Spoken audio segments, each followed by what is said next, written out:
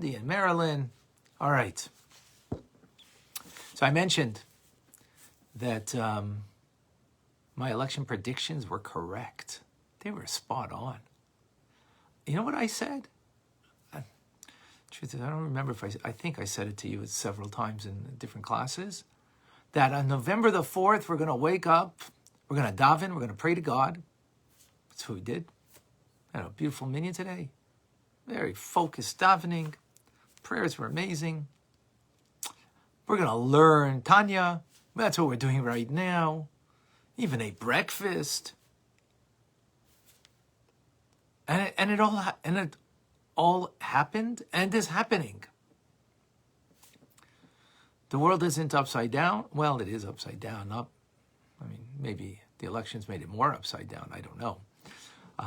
But the world is upside down, as the Talmud tells us. The world is upside down. What we think is on top is really on the bottom. What's on bottom is really on top. For most people, learning Tanya is, I don't even know what it is. It's on the bottom. But who's going to be the president? That's on top.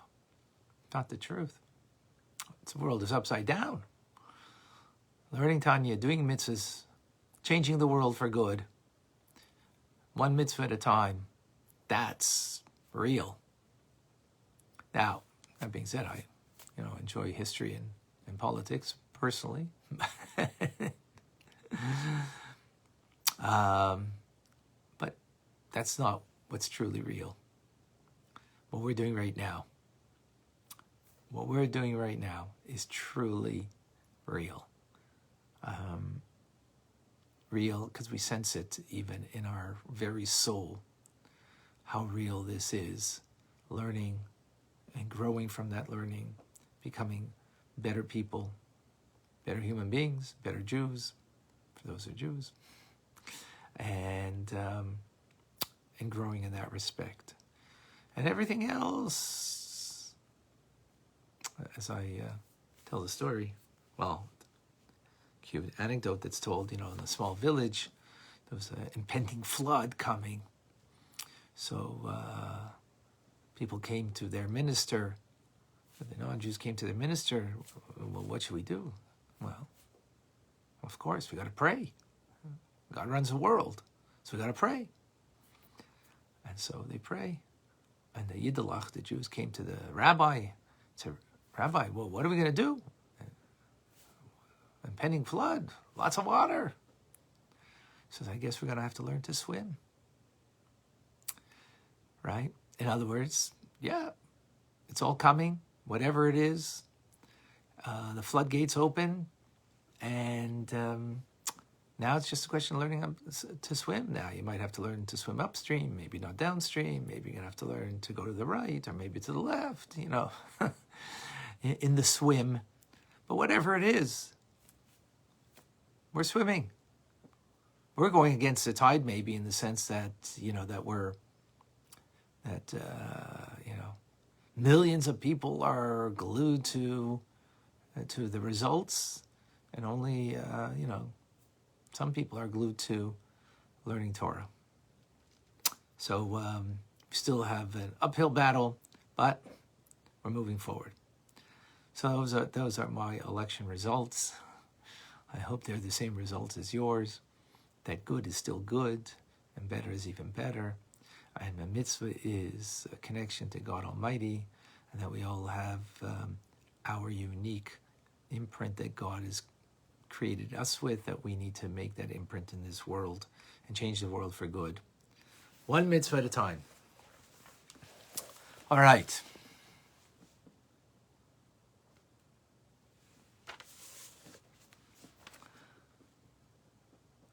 We begin today, the 28th letter. This letter was written to the mechutin of the Alter Rebbe. Mechutin means a relative by marriage. Their grandchildren married each other. So they are related through marriage, called in mechutanim in Yiddish.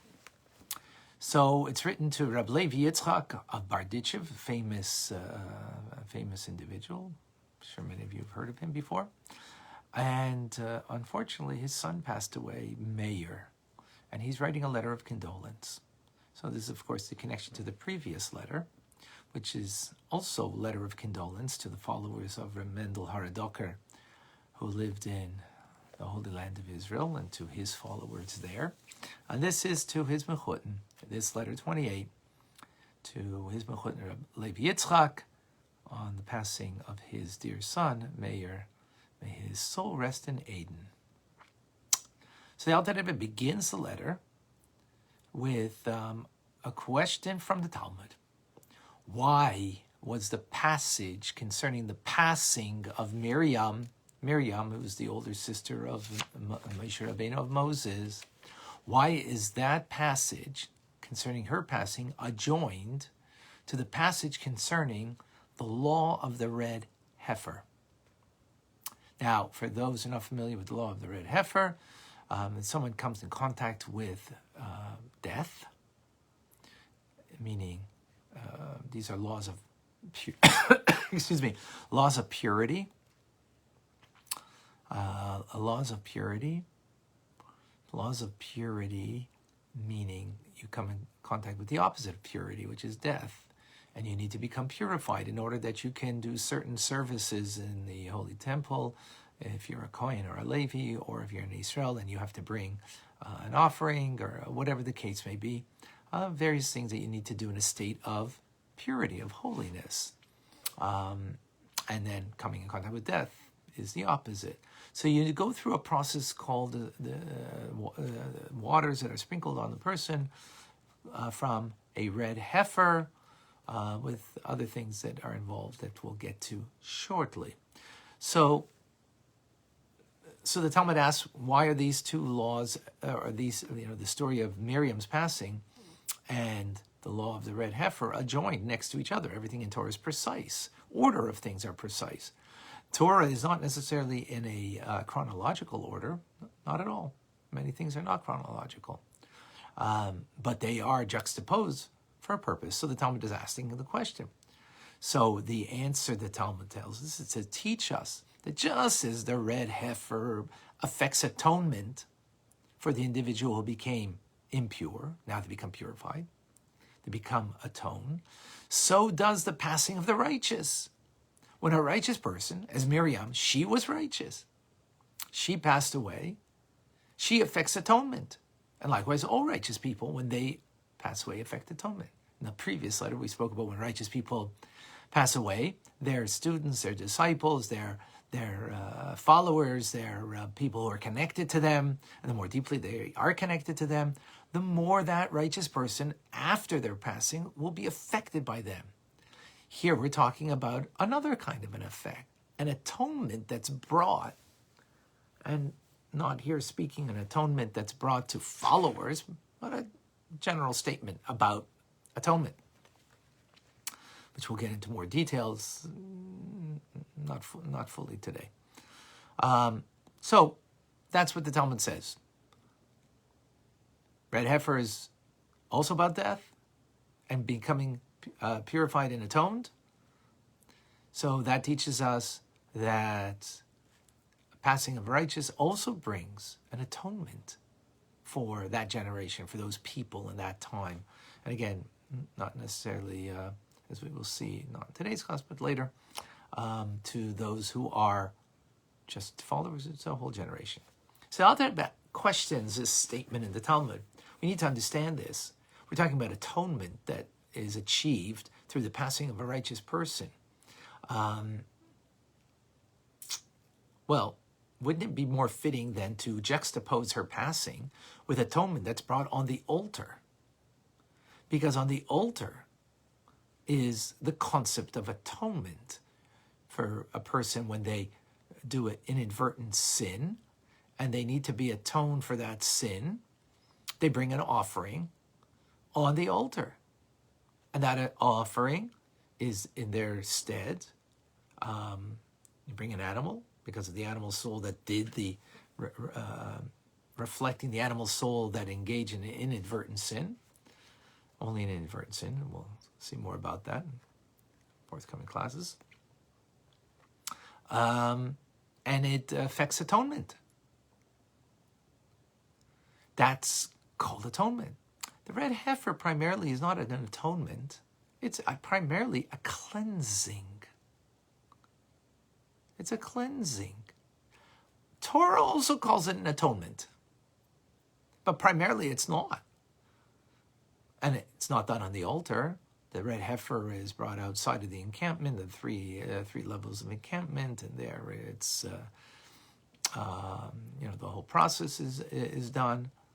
So it's not something on the altar. The altar is a place of bringing atonement, which regular sacrifices are brought on. And that's inside in a place of holiness to achieve atonement. But this is something outside that is primarily bringing purification to the individual and only an additional quality of atonement. So yes, there's atonement, but so we need to understand. So the Alter Rebbe in today's class is now going to give us an understanding from a mystical point of view, from the Zohar and from the Arizal, Rebbe Isaac Luria, on an understanding of the two processes and the details in the process of bringing a sacrifice on the altar, one, and two, the concept of the red heifer and what it accomplishes. So this is a bit mystical, this is a bit abstract, and I try to bring it down to earth as much as I can, this mystical principle. So, sacrifices offered on the altar is the concept of an initiation from below, because the person has to bring the offering who has done something wrong, transgression, sinful, and needs the atonement. So that initiation from below, the spiritual initiation from below, is to bring an elevation, from above. So where is this coming from? Well, as the sin came from your animal soul, which is vitalized by klipas noiga, by a covering shell over the holiness that is truly sustaining the animal soul. And likewise, it's reflected on the animal that is brought on the altar that is also from klipas noiga, because it's a kosher animal. It's the only one that you can bring on the altar. Its vitality is klipas noiga, which is a mixture of good and bad, right? And it ascends. Now, it ascends, of course, because it's being consumed on the altar. Parts of it are eaten by the Kohanim. But the point is, it's being elevated. That consuming means elevation. Where is it elevating to in its spiritual sense? To its root source. Now, where does an animal come from in its root source? Well, if you remember Ezekiel, the prophet, had a vision of what we call the Merkava, the four animals of the celestial chariot. Four animals of the celestial chariot. So this offering, rises above to 4 poles. Each one has an animal, face of an animal, and it bears the throne that sits upon it, of course, the king. Now, this is all a metaphor, of course. What's the metaphor?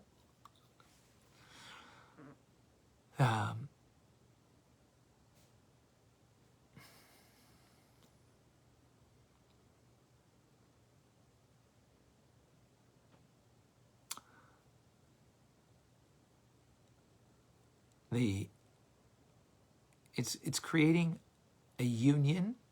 The throne where the king sits is the masculine quality of Zah in the divine. Zerampin, small faces, which refer to the 6 divine emotions.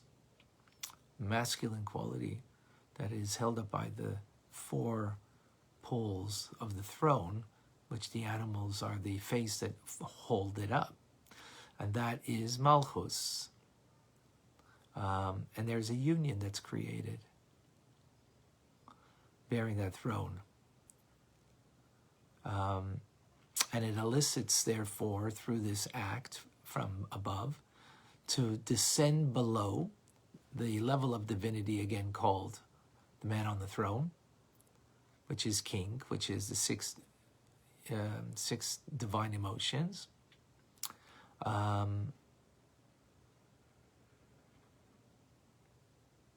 Which is higher than Malchus, and it's illumination flows downward into this world in a integrated system.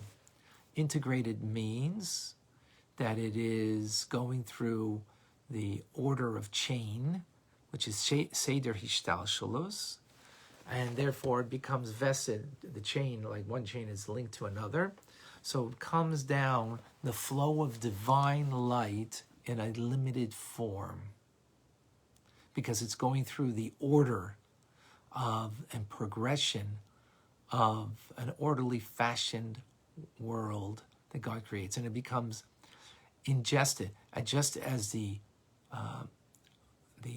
animal on the altar is also ingested, the food, the meat thereof, by the Kohanim. That represents the idea that this divine illumination that's coming from above, that's being accomplished spiritually, is also integrated, vested within, which means it's going through an orderly chain of bringing down a light, which is a limited light. A limited light. Now, what does that mean exactly? Today's class, we don't explain this mystical idea. Tomorrow's class, we'll start. So we don't explain what that means, but again, the point over here is that an offering on the altar is creating your engagement of bringing that offering is your eliciting from below that there should be now bring from above,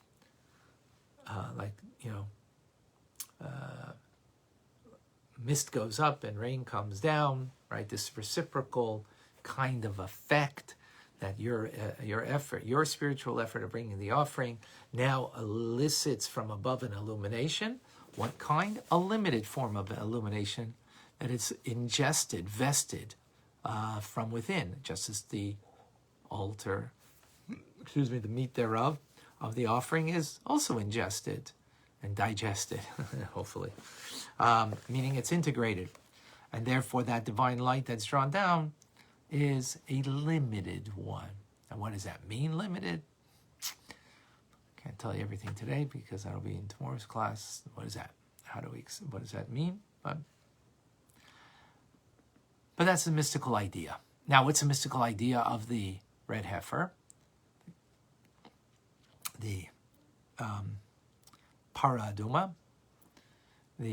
So the red heifer is done together with the red heifer. That's burnt, actually. Not allowed to have 2 black hairs on it or more. It's disqualified. There's only been 9 so far in our history, and we're waiting for the 10th, for the times of Mashiach. And in that, the ashes thereof, there's cedar wood, hyssop, and they function to also draw down a sanctity below, right? Everything is about illuminating this world with the light of God through our actions, through our mitzvahs, through what we do. So this is illuminating, but it's illuminating in a different manner. And from the way it's, as the Mishnah calls it, it's called Kiddush Mei Chatas, which means the sanctification of the purifying waters. Now, sanctification means, in Hebrew, Kaddish, like Kiddush, Kiddusha. Sanctification means it's something beyond, meaning it's beyond the norm. It's not in the order of what we call Seder Hishtalshelus, the order of chain reaction. It reaches beyond that. And metaphorically, it's like dew. Rain occurs when mist rises up, rain comes down. If mist doesn't rise up, rain ain't coming down. But dew doesn't work that way. Dew works that it comes just straight from above, right? It's not something that is created from below and rises above. It is coming from above. Manna is also called the dew of Bedulium, which manna came straight from above. Now, what does it mean it came straight? Everything comes from above. What does it mean it came straight? It means it coming from such a lofty place that our spiritual engagement and effort doesn't reach there. And yet, we get it. Yet we get it. Because it is, it's coming from above, transcending the antecedent of our effort. Now, that doesn't mean there isn't an effort. Of course, there is. You're doing the mitzvah of the red heifer, but that what you're doing though is you're reaching far and above beyond what you're capable through your efforts, which is limited. The Seder Ishtalsha is a world of orderly chain reaction, but here you're reaching to what's called supreme chachma, supreme. The hidden wisdom, the divine wisdom, that is in Erech Anpin, in the crown above, which our efforts cannot reach over there. And this sanctification of waters then has the capability then of transforming and converting darkness into light. And to bring a refinement of things that are completely negative and contrary. And what's the most contrary and negative thing that there is, in concept at least, is death. That's what it's doing. Right? It's bringing someone who's come in contact with death, bringing purification and atonement.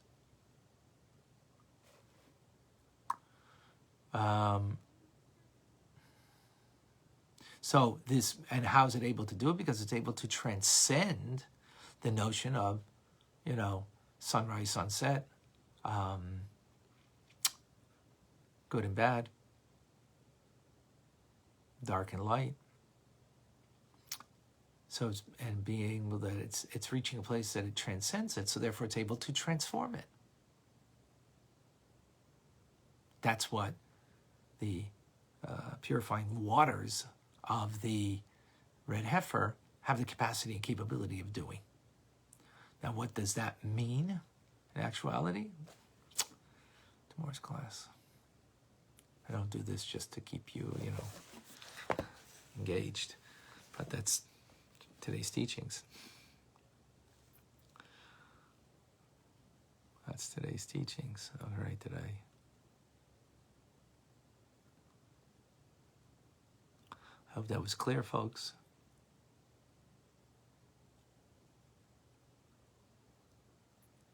All right. For some reason I'm not seeing over here. Let me see. Thought I saw maybe some questions.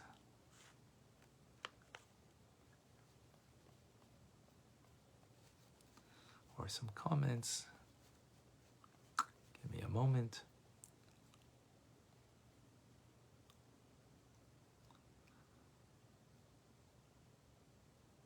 Thank you, Stan. Is there a written transcription of the shir? No, sorry. But you can always, I told you, please go to my YouTube station, Tanya Rabbi, and subscribe.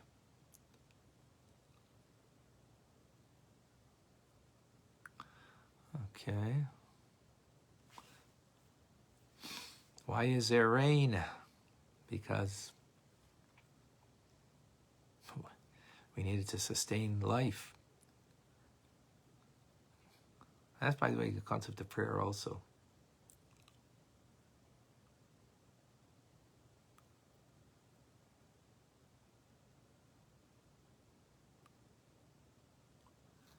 All right, folks. Please, sharing is caring. Please share the Alter Rebbe's teachings with others. And don't be anxious. Don't be nervous. God runs the world.